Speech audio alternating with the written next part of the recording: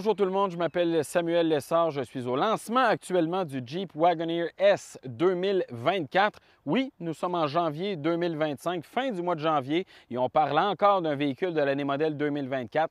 Il y a une raison fort simple, ce véhicule devait arriver chez nous et même aux États-Unis avant la fin de l'année, quelque part au mois d'octobre ou au mois de novembre 2024, mais on a retardé le lancement du produit afin de peaufiner certains détails dans la conception, la programmation du véhicule afin qu'il soit prêt pour le lancement.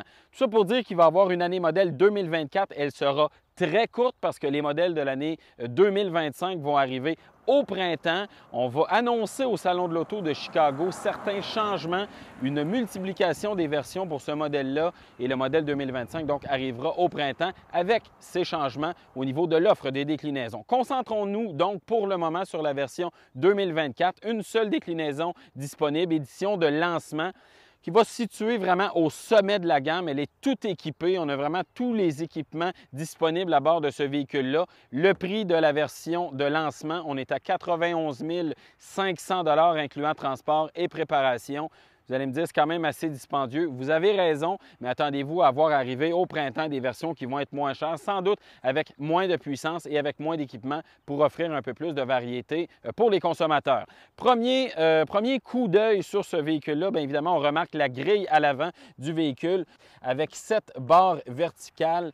Ça a été réinterprété pour, si on veut avoir une approche un peu plus moderne et un peu plus éclairée. Donc, on a une barre qui fait la largeur du véhicule et chaque fente est éclairée individuellement. Ça donne un aspect visuel qui est immédiatement reconnaissable quand on voit le véhicule. Il faut regarder également sur le côté. Ici, on a des roues de 20 pouces avec des pneus de 235 mm de large. Honnêtement, je trouve que les pneus sont un peu étroits pour la taille du véhicule. On a quand même un véhicule qui pèse 2560 kg, quand même assez lourd, et je me serais attendu donc à avoir des pneus plus larges pour favoriser une bonne tenue de route. On va découvrir ça un peu plus tard ensemble. Remarquez aussi vers l'arrière, on a vraiment l'impression que le toit s'abaisse très progressivement vers l'arrière pour conserver la ligne qu'on retrouve du côté du Jeep Grand Cherokee, par exemple. Mais sachez qu'il y a un stratagème, c'est que le toit dans la portion centrale va venir s'abaisser beaucoup plus rapidement que ce qu'on voit sur le côté. Et c'est dans le but d'améliorer le coefficient de traînée du véhicule. On est venu à bout d'obtenir 0,29 de coefficient de traînée avec ce véhicule-là. D'ailleurs, c'est une nouvelle plateforme qu'on inaugure avec ce produit-là et avec le Charger Daytona du côté de chez Dodge, la plateforme STLA Large. On l'appelle Stella Large. C'est une plateforme qui va servir à des véhicules de moyenne et grande dimension. Donc, on la retrouve sous ce produit-là.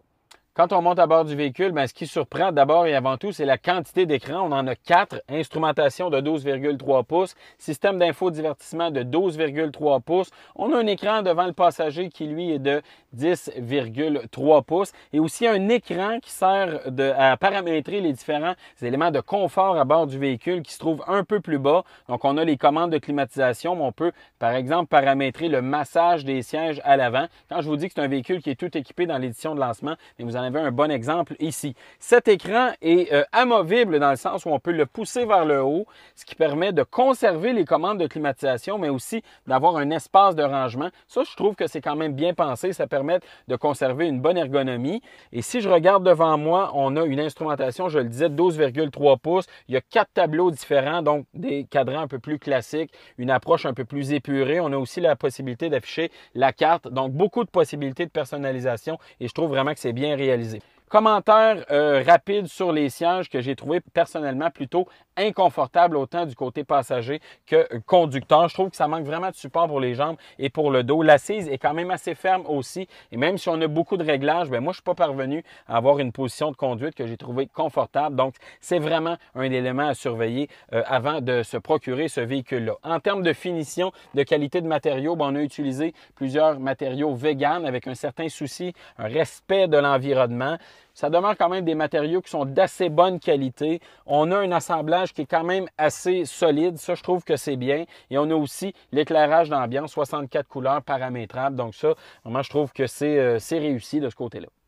Qu'est-ce qu'on a sous la carrosserie du Jeep Wagoneer S? Bien, deux unités motrices qui ont une puissance de 250 kW chacune. Unité motrice, qu'est-ce que ça veut dire? Bien, c'est comme une unité qui va rassembler le moteur électrique, l'engrenage de réduction et les composantes électroniques. C'est la même chose à l'avant comme à l'arrière, la même puissance qui permet donc d'avoir une livraison très égale de la puissance du rouage intégral. Ça donne une puissance totale de 600 chevaux et 617 livres-pieds de couple. Des chiffres qui sont quand même assez ambitieux. Si vous êtes en mode auto comme actuellement et que vous enfoncez l'accélérateur, vous allez voir que c'est extrêmement performant. Il y a un transfert de poids qui s'opère vers l'arrière. L'avant se soulève, patinage des roues avant. On sent donc que le véhicule cherche toute l'adhérence disponible et les pneus Falcon qui sont de série sur ce modèle-là ne sont pas à même de transférer toute la puissance à la chaussée. C'est peut-être le point négatif.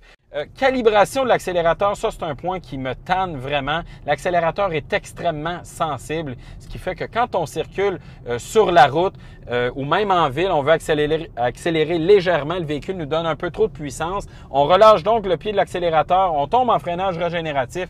Il y a donc sans cesse un mouvement de balancier, de chaise berçante qui s'opère et ça mériterait d'être vraiment raffiné en matière de calibration. C'est pas qu'on manque de puissance, c'est vraiment pas le cas. Et même en mode éco, on sent que la puissance est livrée de façon plus tranquille, plus progressive, mais malgré tout, la calibration de l'accélérateur est vraiment trop sensible, peu importe le mode de conduite sur lequel on se trouve.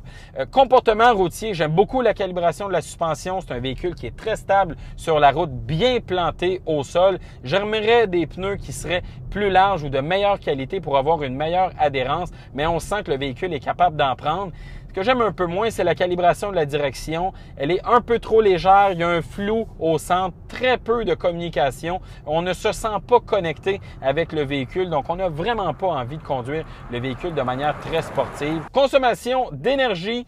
Point important avec un véhicule électrique, on a obtenu 18 kWh au 100 km sur environ 220 km, ce qui est vraiment très bon, mais j'ai l'impression que ce n'est pas représentatif de ce qu'on va voir dans la réalité parce qu'on a conduit le véhicule sur des routes secondaires ou en milieu urbain qui ont tendance à avantager la consommation d'énergie. Mais évidemment, il va falloir tester le tout sur les routes du Québec pour en avoir le cœur net.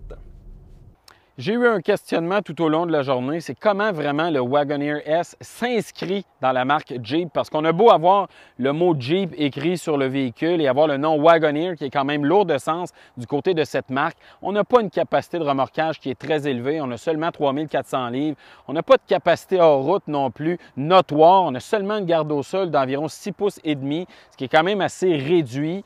Mais du côté de chez Jeep, on nous explique qu'on veut avoir une stratégie en 3 volets. Le volet un peu plus hors route. Et d'ailleurs, il y a un véhicule qui s'en vient, le Jeep Recon, qui va être basé sur la même plateforme que le Wagoneer S, mais qui va avoir une mission complètement différente, vraiment être orienté du côté hors route. On va s'intéresser aussi comme deuxième volet aux amateurs de véhicules un peu plus généralistes. Par exemple, le Jeep Compass de nouvelle génération et même des véhicules électriques qui s'en viennent avec une mission un peu plus généraliste, un peu moins haut de gamme. Et le troisième volet, c'est celui auquel répond le Wagoneer S. C'est le côté un peu plus premium, un peu plus haut de gamme. Donc, on ne vise pas l'acheteur à la recherche de capacité hors route. On vise l'acheteur à la recherche d'un niveau de luxe et un raffinement qui est peut-être un peu plus élevé. Je vous dirais qu'à mon avis, ça manque un peu de polissage. Il y aurait plusieurs aspects qui mériteraient d'être retravaillés. On n'est pas loin d'avoir un produit fort convaincant, mais on sent que le produit est quand même assez jeune dans son application, dans sa conception. Et c'est ce qui me pousse à vous dire que c'est un véhicule qu'on place en évaluation. Évidemment, c'est très récent comme produit. On va se donner le temps d'avoir une idée de la fiabilité de ce produit-là et aussi se donner une idée de comment les concessionnaires et les consommateurs vont recevoir le produit. Est-ce que les concessionnaires vont être à même d'offrir un bon support pour les acheteurs de ce véhicule-là? On nous dit du côté de chez Jeep que oui, les concessionnaires sont formés et vont être en mesure de réparer et de soutenir les consommateurs, mais je vous dirais que c'est le temps qui va nous permettre de se faire vraiment une très bonne idée de ce côté-là. Donc, pour le moment, c'est un véhicule qu'on place en évaluation. Comme c'est un véhicule qui est très important pour le constructeur, on va l'avoir à l'œil et on ne se gênera pas pour vous tenir au courant, vous mettre à jour de l'évolution du produit. Merci de m'avoir écouté. À bientôt.